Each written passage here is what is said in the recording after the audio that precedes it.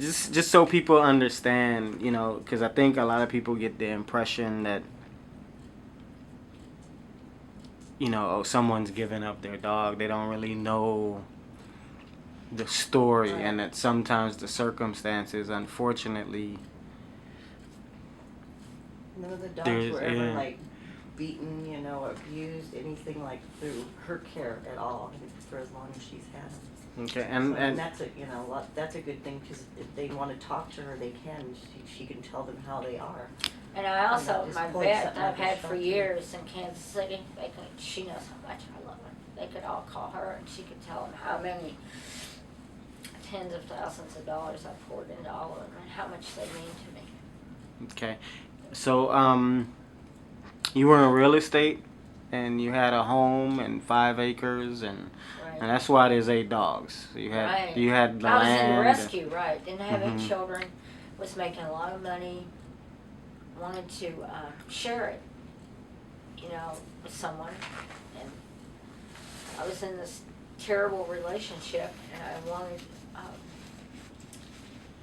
wanted some happiness and joy in my life. And because of the money, it was like I knew that I would probably never be happy, but I knew I could do something for them, that I Mhm. could give them the life that I could never have, where I could give them everything. Okay, and why weren't you happy? Why? Because of my drunken, abusive husband, it was impossible for me to be happy.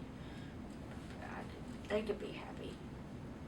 And so, and my grandmother years ago had told me, don't ever turn away any poor bedraggled thing that comes to your door, because you might be entertaining an angel. And the first bedraggled thing that came to my door, I took her in, and I knew that I was entertaining an angel. And after that, I couldn't turn any of them away. She brought in a couple. She'd go out around the neighborhood. We lived out in the country. She'd bring in some poor, scrawny, bedraggled dog, and I couldn't turn them away. And I would see one on the side of the road about to be hit, and I would stop. And I had a soft spot in my heart for them, because I knew what it was like to not have anyone care about you. And I wanted to care about them. And so I took them all in, and I was making a lot of money, and I could afford to give them the very best of everything, and I did.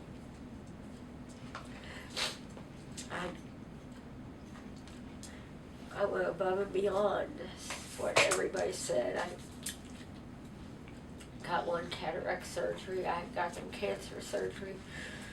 When they got older, I got them physical therapy, acupuncture, chiropractic, everything to give them the best quality of life I could. The best food, the best bedding, the best of everything. And despite my best efforts, he finally just destroyed it all.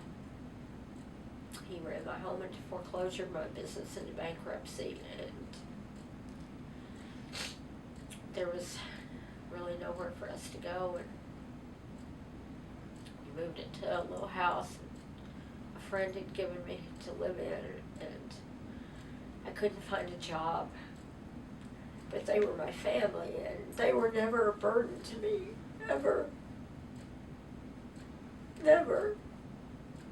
And I had promised them all that I would take care of them forever. I wanted to keep my promise, so I sold off everything I ever owned. And I got food from the pet food pantry, and I got them food stamps, and I even would spend the food stamps on food for them, so I could keep my promise. And I love them. And even though I rescued them, they saved me.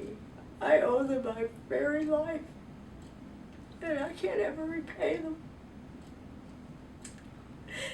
And it breaks my heart to see them now in that kennel,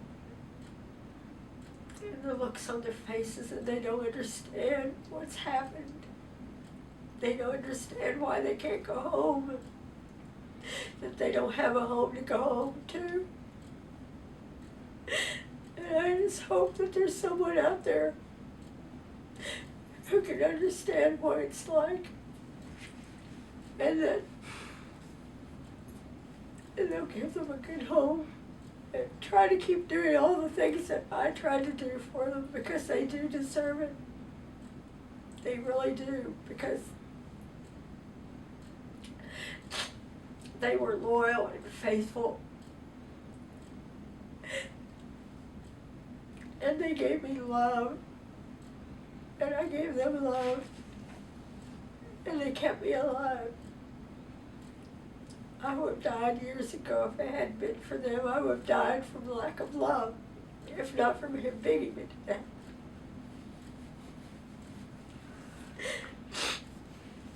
All right.